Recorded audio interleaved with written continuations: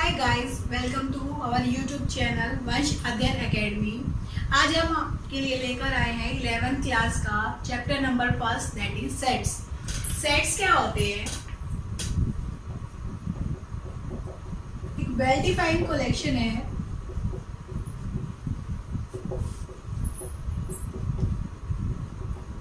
Of elements की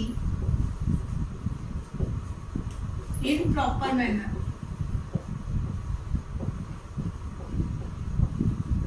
जब हम एलिमेंट्स को एक प्रॉपर मैनर के अंदर कलेक्ट करते हैं तो वो क्या कहलाता है? सेट्स।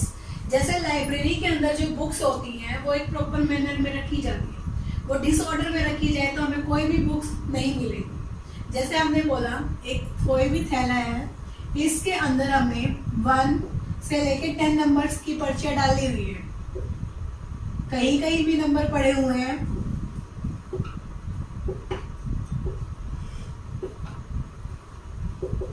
ये वाले नंबर्स के। अब हम इन नंबर्स को क्या सेट्स की फॉर्म में लिख रहे हैं? दैट मीन्स इनको पहले अरेंज करते हैं 1 2 3 4 5 6 7 8 9 और 10। ये हमने अरेंज कर दिया। हमने इनको प्रॉपरली लिखा और इनको सबको सेपरेट आउट किया with the help of commas. और ये जो हमारे नंबर्स हैं, इन नंबर्स को हम कर्ली ब्रैकेट के अंदर लिख दें तो हमारे पास ये क्या बन जाता है? एक सेट। दैट मीन्स सेट क्या हुआ? एक वेल डिफाइंड कलेक्शन हुई एलिमेंट्स की। एलिमेंट्स को हम अलग अलग करके लिख दें, दैट मीन्स हम इस तरीके से लिख दें 1 2 3 4 5 6 8 9 10। या फिर हम इस तरीके से भी लिख सकते थे। लेकिन जब हमारे पास सेट बोला गया है, अब ये नंबर पूरा एक कंप्लीट बन जाता है। अब इन नंबर्स को with the help of commas हमने अलग किया, कर्ली ब्रैकेट के अंदर लिखा गया, तो वो हमारा क्या बन जाता है? एक सेट बन जाता है। और सेट को जो हम नोटेशन देते हैं, यानी हम रिप्रेजेंट करते हैं, वो कैपिटल लेटर्स में करते हैं। जैसे एन हो गया नेचुरल नंबर्स के लिए, होल्स नंबर के लिए डब्ल्यू हो गया, कॉम्प्लेक्स नंबर के लिए सी हो गया, इस तरीके से रियल नंबर के लिए आर हो गया, रैशनल के लिए क्यू हो गया, इंटीजर के लिए जेड हो गया, इरेशनल के लिए आर माइनस क्यू हो गया। दैट मीन्स जो सेट्स होते हैं उनको कैपिटल लेटर्स में लिखा जाता है सबको। और जो हमारे पास सेट्स के एलिमेंट्स होते हैं उनको स्मॉल लेटर्स में लिखा जाता है। A B C D E F, कुछ भी नंबर्स डाल दो आप, वो स्मॉल लेटर्स पे लिखे जाते हैं। अब हमारे पास जो सेट होते हैं उनको रिप्रेजेंट कर सकते हैं 2 फॉर्म्स में।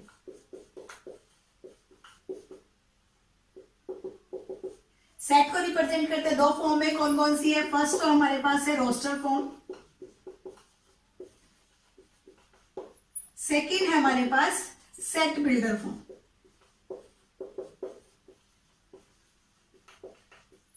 अब फर्स्टली जो हमारे पास रोस्टर फॉर्म है, रोस्टर फॉर्म के अंदर जैसे हमें इंफॉर्मेशन दे दी इंग्लिश अल्फाबेट्स, जो इंग्लिश के अल्फाबेट्स है उनको रिप्रेजेंट करना है। अब रोस्टर फॉर्म के अंदर जो हमारे पास इंग्लिश अल्फाबेट्स को हम क्या लिखते हैं?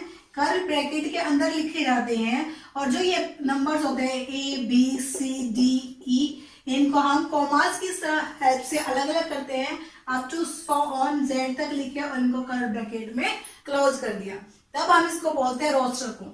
रोस्टर फॉर्म हमारे पास नंबर्स को, यानी कि हमने लिखे, उनको कॉमास की हेल्प से अलग किया और इनको कर्ली ब्रैकेट में बंद कर दिया। ये क्या बन जाती है? हमारी रोस्टर फॉर्म। या फिर हम जैसे एक और एग्जांपल लेते हैं इंग्लिश अल्फाबेट्स के, लेकिन vowels number.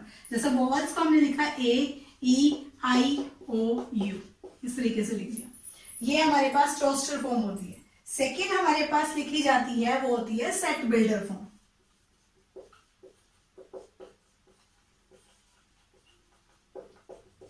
Set builder form का मतलब क्या होता है कि हमारे पास एक स्पेशल टाइप की वो रिप्रेजेंट करने की नोटेशन होती है, या स्पेशल टाइप के जो एलिमेंट्स हैं इनकी प्रॉपर्टी रखते हैं। जैसे हमने लिखा ए एलिमेंट है, वो इस टाइप के, ए जो हमारे पास सेट है उसके अंदर इस टाइप के एलिमेंट है कि एक्स है जो हमारे पास, such that X has the property P X. ये पी एक्स की प्रॉपर्टी रखता है। ये जो डॉट्स लगाए हैं इसकी जगह आप स्लैश भी यूज कर सकते हो। इनका मतलब क्या होता है डॉट्स और स्लैश का? सच दैट इनको इस तरीके से लिखा जाता है।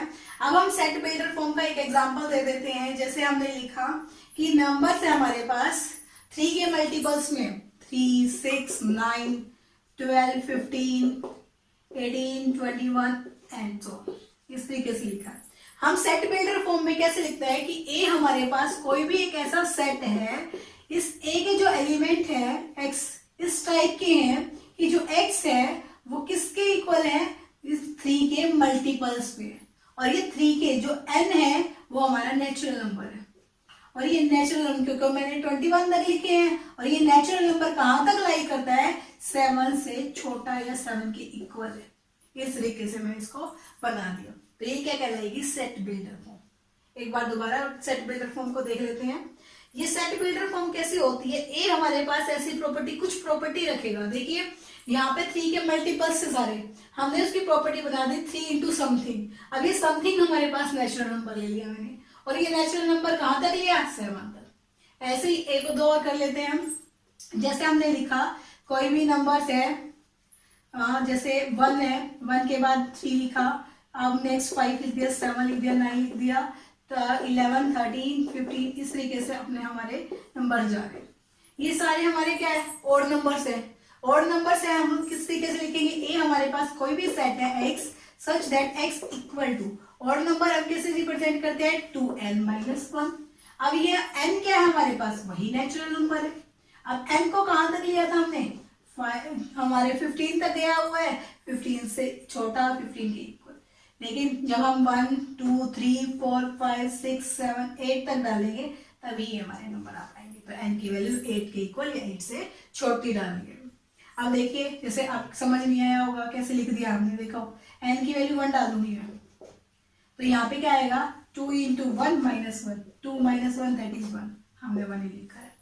अब 2 डालूंगी, 2 इंटू 2 4, 4 में से 1 गया 3, 3 आया। अब 3 डालूंगी, 3 इंटू 2 6, 6 में से 1 गया 5। इसी तरीके से हम नंबर डाल सकते हैं आराम से। तो इस तरीके से कुछ वो स्पेशल टाइप की प्रॉपर्टी रखते हैं, जैसे ओड नंबर थे, इवन नंबर्स आ सकते हैं, किसी के मल्टीपल भी आ सकते हैं, या फिर 3 के मल्टीपल है, 4 के मल्टीपल है, 2 के मल्टीपल्स हैं, या फिर कुछ प्रॉपर्टी जैसे स्क्वेयरिंग वाली होगी 1, 4, 9, 16, 25, 36, 49 इस तरीके से एक्स हमने कोई भी नंबर ऐसा लिखा सच दैट एक्स हमारे पास क्या लिखा गया, इक्वल में। अब ये सब नंबर्स का स्क्वायर आ रहा है, 1 का भी स्क्वायर है, 2 का स्क्वायर, 3 का स्क्वायर, 4 का स्क्वायर, 5 का स्क्वायर, 6 का भी स्क्वायर है, 7 का भी स्क्वायर है। तो हम क्या लिख देंगे, n का स्क्वायर। और ये n नंबर हमारे पास क्या है, कोई भी नेचुरल नंबर है, और n हमारे पास कहाँ से छोटा है, 7 या 7 से छोटा है। तो इस तरीके से हमने इसको राइट डाउन कर दिया। तो दैट मीन्स हमारे पास सेट को लिखने की 2 फॉर्म होती है। एक रोस्टर फॉर्म है जिसके अंदर हम हर एक एलिमेंट्स को with the help of commas इनको अलग अलग करते हैं और इनको कर्व ब्रैकेट में डालते हैं। सेकेंड हमारे पास सेट बिल्डर फॉर्म होती है जिसके अंदर सेट के हर एक एलिमेंट कुछ ना कुछ स्पेशल प्रॉपर्टी रखते हैं। वो मल्टीपल हो सकते हैं, या फिर ओड नंबर हो सकते हैं, इवन हो सकते हैं, किसी का स्क्वायर होते हैं। दैट मीन्स कुछ स्पेशलाइजेशन होती है, उसमें एक स्पेशल प्रॉपर्टी रखी जाती है। अब हम करते हैं सेट्स की कुछ हमारे पास टाइप्स होती हैं। जैसे हमारे पास है first finite set. Finite set किसको बोलते हैं, जिस सेट के अंदर नंबर ऑफ एलिमेंट्स फाइनाइट हो या नंबर ऑफ एलिमेंट्स फिक्स होते हैं। ए set which has finite number of elements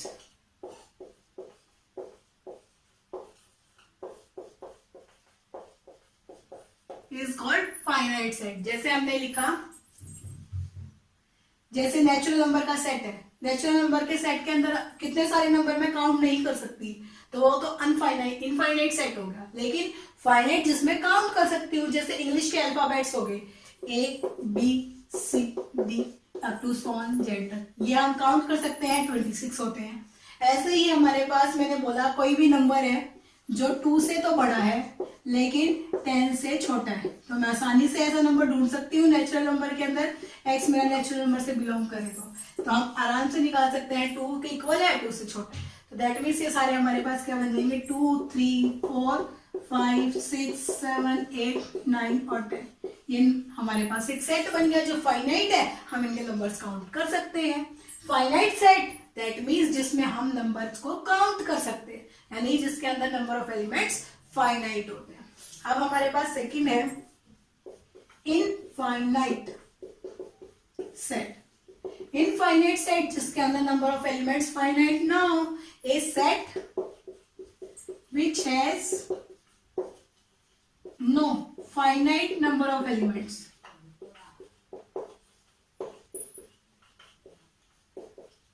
For example, natural number का सेट हो गया, वॉल्स नंबर हो गए, इंटीजर्स हो गए, रियल नंबर हो गए, कोई भी कॉम्प्लेक्स नंबर हो गया, रेशनल नंबर हो गया, इरेशनल नंबर हो गया, ये इनफाइनाइट सेट में आते हैं क्योंकि इन नंबर्स को हम काउंट नहीं कर सकते, हमें नहीं पता कि नंबर कहां तक जा रहे हैं। नेक्स्ट हमारे पास थर्ड होता है सिंगलटन सेट।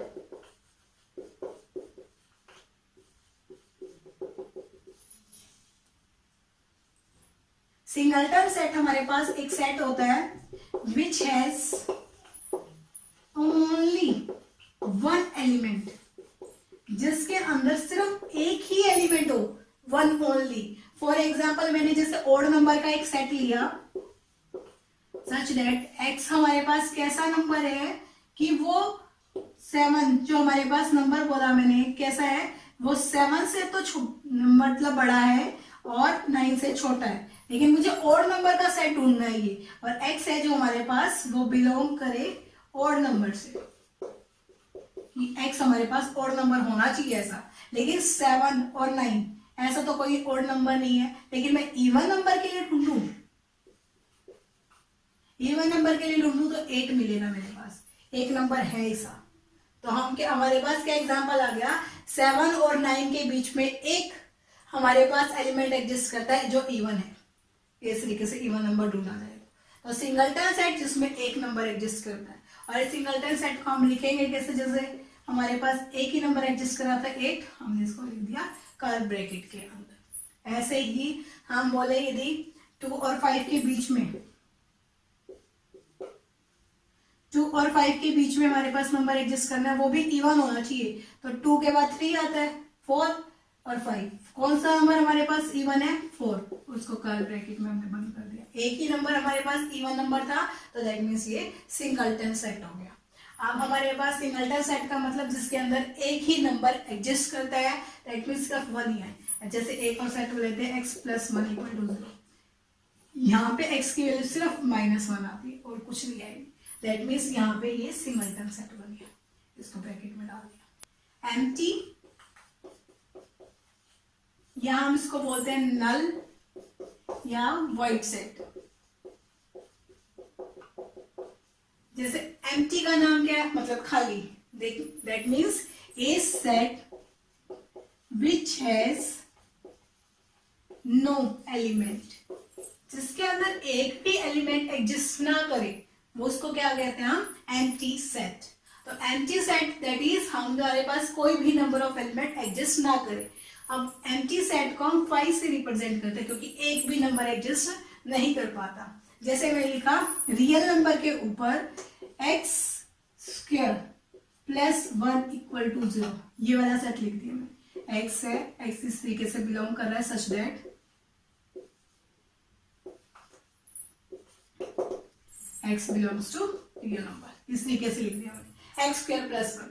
अब देखिए ध्यान से, x² + 1 = 0 है, x² = -1 चला गया, x² स्क्वायर उधर भेज दे, √-1, √-1 तो रियल नंबर नहीं होता, तो दैट मीन्स यहाँ पे मेरे पास एक भी ऐसा एग्जिस्ट नहीं करा है सेट का कि जिसमें एक भी एलिमेंट एग्जिस्ट करता हो।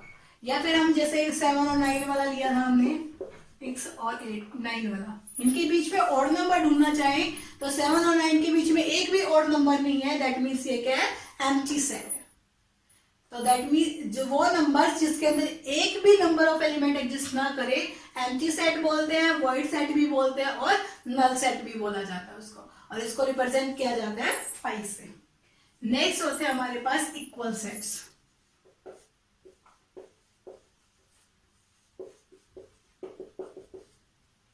इक्वल सेट्स हमने क्या किया, 2 नॉन एम्प्टी सेट लिए ए एंड बी।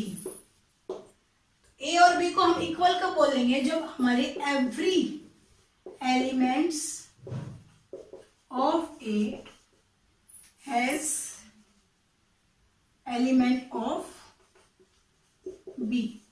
जब ए के सारे एलिमेंट बी के हो एंड बी के सारे element every element of B has elements of A. क्या कहने का मतलब है, ए के सारे एलिमेंट बी के हो और बी के सारे एलिमेंट ए के हो, तब हम उसको बोलते हैं इक्वल सेट्स। जैसे ए मैंने लिया 1 2 3 4 और 5 का एक सेट है और बी के अंदर भी ये सारे एलिमेंट होने चाहिए, कोई फर्क नहीं पड़ता उनका ऑर्डर क्या है, 4 5 3 2 1 भी हो सकता है। तो लेकिन देखो यहाँ 1 था, यहाँ भी 1 है, यहाँ 2 है, यहाँ भी 2 है, यहाँ 3 है तो यहाँ भी 3 है, यहाँ 4 है तो यहाँ भी 4 है, यहाँ 5 है तो दैट मीन्स यहाँ भी 5। सारे के सारे नंबर एलिमेंट्स ए वाले बी के हैं, बी वाले ए के हैं, तो हम इनको क्या बोलेंगे, इक्वल सेट्स है। तो इक्वल सेट्स हमारे पास जो सारे नंबर एलिमेंट एग्जिस्ट करें।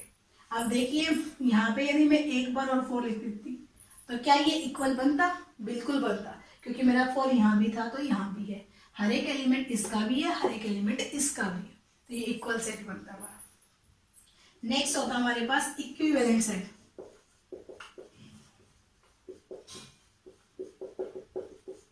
इक्विवेलेंट सेट के अंदर क्या होता है हमारे पास, 2 नॉन एम्प्टी सेट। हमने 2 सेट लिए जो खाली नहीं है, मतलब कुछ ना कुछ एलिमेंट है उसके अंदर। तो जब number of elements of A is equal to number of elements of B, यानी कि ए में जितने भी नंबर ऑफ एलिमेंट्स हो बी में भी वही हो। जैसे देखो a is equal to 1 2 3 4 and 5। B के अंदर a b c d e, हमें कोई फर्क नहीं पड़ता कि ये 1 2 3 4 5 है। मैंने काउंट करा, ये एक एलिमेंट है, 2 3 4 5 एलिमेंट इसमें है, 1 2 3 4 5 एलिमेंट इसके अंदर है, दोनों में सेम है, तो हम इसको बोलेंगे इक्विवेलेंट सेट। यहाँ पे यदि एक और होता, यहाँ 6 होता और यहाँ पे नहीं है, तो इसमें 6 एलिमेंट हो जाते और इसमें 5 थे, तो that means not equivalent set बन जाता। लेकिन यहाँ पे हमारे पास 6 नहीं था फिलहाल, तो ये क्या बन जाएगा, इक्विवेलेंट सेट बन गया। नेक्स्ट हम चेक करते हैं कार्डिनल नंबर। कार्डिनल नंबर निकालते हैं ऑफ फाइनाइट सेट का। फाइनाइट सेट की कार्डिनलिटी निकालने के लिए हम क्या चेक करते हैं कि उसके अंदर कितने नंबर ऑफ एलिमेंट है। जैसे देखिए बी के अंदर चेक करना था 1 2 3 4 5, तो बी की जो कार्डिनलिटी आगी वो क्या लिखी जाएगी, 5, क्योंकि इसमें 5 नंबर ऑफ एलिमेंट्स है। ऐसे ही मैं जैसे लिख दूं a is equal to 1 2 a b c d e, ये नंबर्स है 1 2 3 4 5 6 7, तो इसमें नंबर ऑफ एलिमेंट्स कितने हो गए हमारे, a के 7 हो गए। तो ये हमारे पास कार्डिनल नंबर है किसी भी फाइनाइट सेट। हमारी एक्सरसाइज 1.1 की जो इंट्रोडक्शन थी यही खत्म होती है। Thank you for watching this video. Please like, subscribe and share my video. Thank you very much. Have a nice day.